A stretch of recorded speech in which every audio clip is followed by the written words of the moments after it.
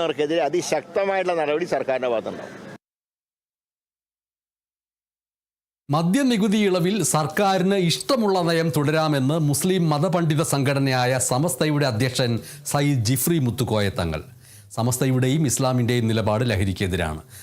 സർക്കാരിൻ്റെ നയങ്ങൾക്കനുസരിച്ച് മുന്നോട്ട് പോവുകയാണ്. ഈ സർക്കാർ മാത്രമല്ലല്ലോ മദ്യം കൊണ്ടുവന്നത്, അദ്ദേഹം ചോദിച്ചു. അല്ല, മദ്യത്തിനെ പറ്റി സമസ്തൻ്റെ നിലപാട് ഇപ്പോൾ നിങ്ങൾക്ക് അറിഞ്ഞൂടെ?